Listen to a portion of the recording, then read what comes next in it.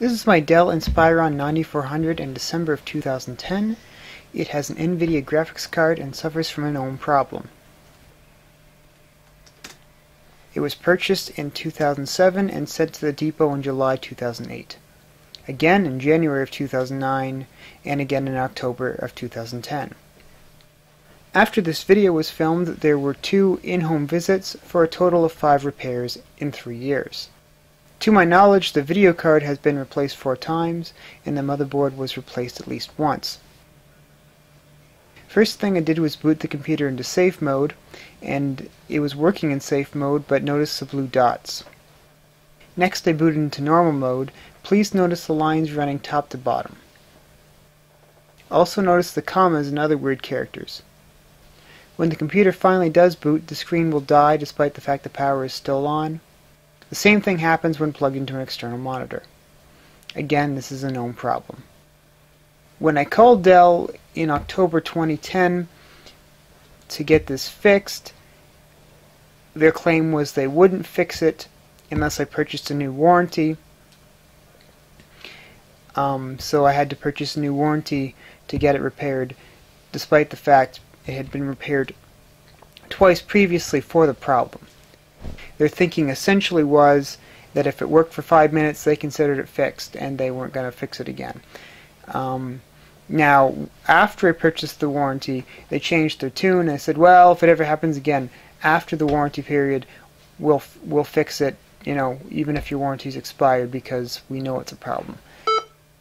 And allegedly there is a note in my file so that they will, you know that they've said this and that they're going to honor fixing this video card if it ever crashes again. But it's a known issue, and if you Google it, in fact, in the States there's a class action lawsuit which NVIDIA lost over this very problem. However, to my knowledge, there is no such lawsuit in Canada. If you have a Dell or really any computer with a similar problem, particularly with the NVIDIA card, please send me a link in a comment or post as a video response. I'm happy to post any of these. I want to get the word out. Again, this is a known problem. Thank you for your time.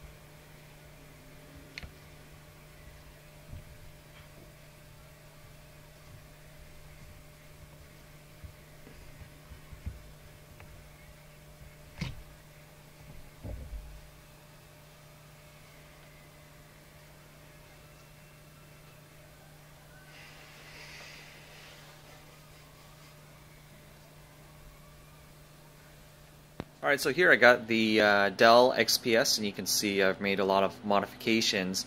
But basically the graphics card that came with it, the Dell XPS 8700, I switched it out for a card, I think 7750, that I could put in 6 inputs in. The thing with Dell is that they have this feature built in that right in BIOS it will actually it won't let your card start up. So I was having this issue. The old card, it would start up just fine, but the new card, it wouldn't start up. So I'm pressing F2 right now on the keyboard to access the BIOS.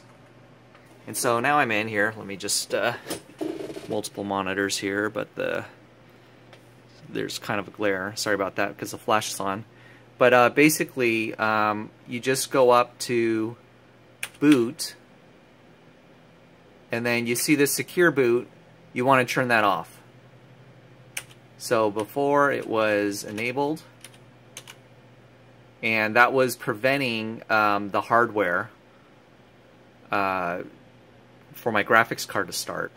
So I went in and I disabled it. And you can leave UEFI on because you kind of need that for Windows 8.1.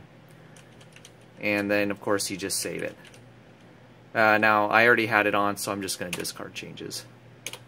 And so basically what was happening was with the graphics card that I put in and removed the old Dell, it wouldn't even boot up. The screen wouldn't even show up. BIOS wouldn't even load up.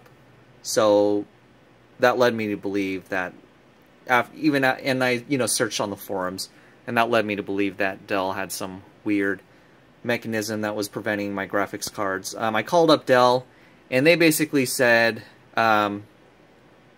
only authorized Dell cards would boot up with the computer, and because my card, it was 7750, wasn't on their approved list, they couldn't technically support it. So once I mentioned a certain forum post, of course, they were able to get me in. But anyway, this is how fast also Windows 8.1 boots up on a SSD. That's a side note. Anyway, well, I hope that video helped you out because it was driving me crazy for a couple hours. All right, have a go. This is a quick tutorial of how to bake a video card.